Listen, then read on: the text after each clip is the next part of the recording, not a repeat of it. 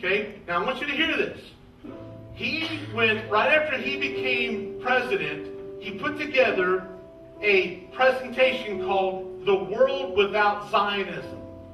Which, by the way, Zionism is what we know today as Israel. Zion, the city of the great God, Zion. Zionism is the belief of the Jews.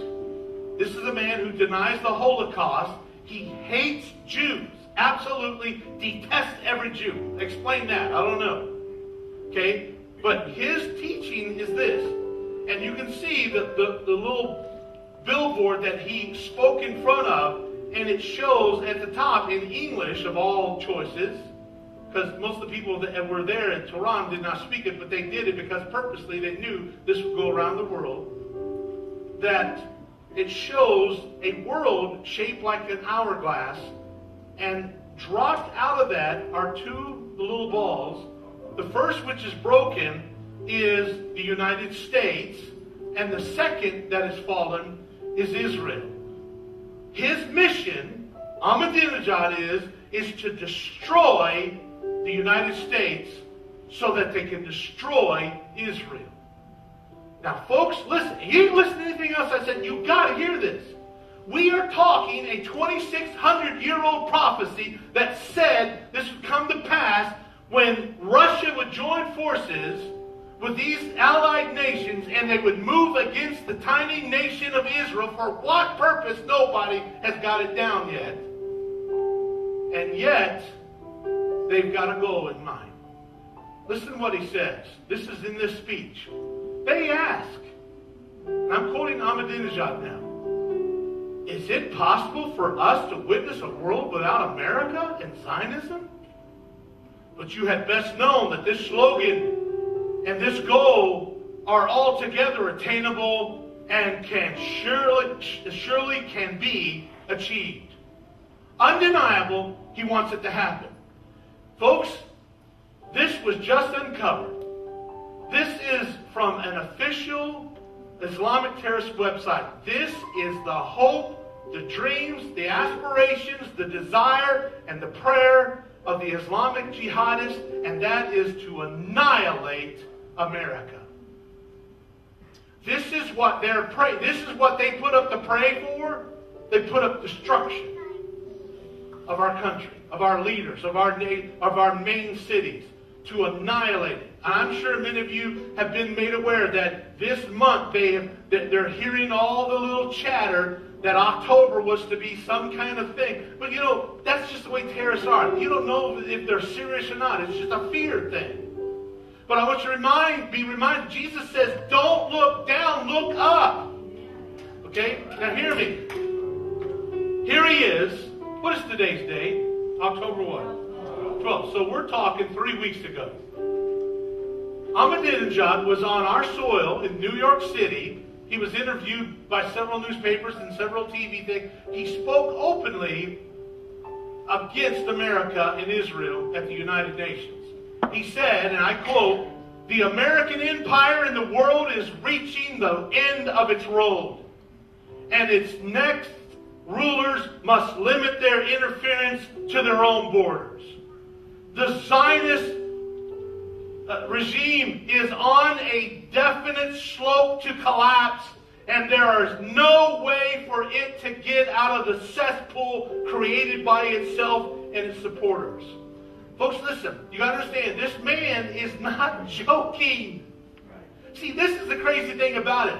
When Ahmadinejad came to America and spoke at the Columbia University a year ago, September.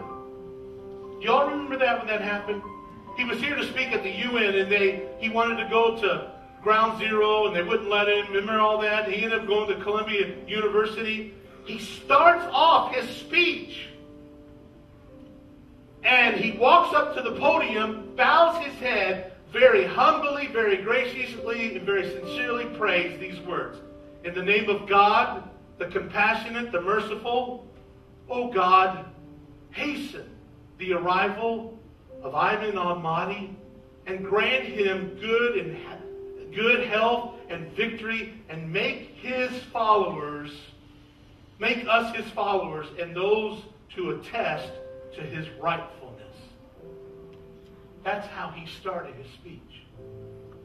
Now, folks, in that audience of over 700 people, no one, not one single American college student had any complaint, any jeer, anything at all against this man calling on Allah to send this great deceiver they believe in.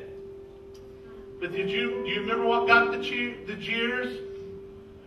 There was one statement that got a response. Here's what the statement was. In Iran, we don't have homosexuals like in your country. We don't have that like in your country. And at that point, if you remember, the response was mockery, laughing. They mocked it. And for the next week, every single article in the paper, that was the headline thing. About, Mahmoud Ahmadinejad said they don't have any homosexuals in Iran. And they forget this idiot is calling on Allah to destroy America. And the only thing we can get bugged about is somebody's going to get involved in your sex life. How twisted it is. He said, in Iran, we don't have this phenomenon. I don't know who told you that we have this.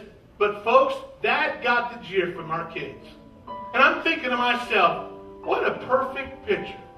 All these kids' lives, they've been taught America shouldn't be sovereign. America isn't that great anyway. All of our leaders are a bunch of idiots. And there's no value in America. There's nothing to believe in anymore. And so what? I mean, whatever religion anybody wants to believe, that's okay. Yeah. And a guy like this comes, the only thing, don't you mess with homosexual sex. Yeah. Just leave it. You can do anything you want. Just don't talk about homos. What a twisted society we've turned into. You all with me? Okay, so what happens? He walks out of Columbia University. They take him to New York City, and he's standing in front of the United Nations. He walks up to the podium, he bows his head and prays, the exact same prayer. And by the way, you go to the UN's website, just go www.un.org, get the whole thing. You can download the whole speech. I'll just read parts of it to you. At the very end, after spilling all of his beliefs about how horrible America is, how horrible the Jews are, and how wonderful the Iranians are, here's what he says. Without doubt, the promised one who is the ultimate Savior, along with Jesus Christ and other holy Saviors, will come. In the company of all believers, justice seekers, and benefactors, this Mahdi, he will establish a bright future and will fill the world with justice and duty. This is the promise of God, therefore it will be fulfilled. And I'm thinking to myself, why can't we get any Christians to talk like that? Why can't we get Christians to be bold? Why is it that it has to be based on some false doctrine that's before anybody gets open and said, would to God we could get some preachers to talk in our churches like these guys talk before the United Nations. All right, listen to this. During the interview on a national televised broadcast in Iran, it would be something like what we call CNN, they were asking him questions about his speech at the UN.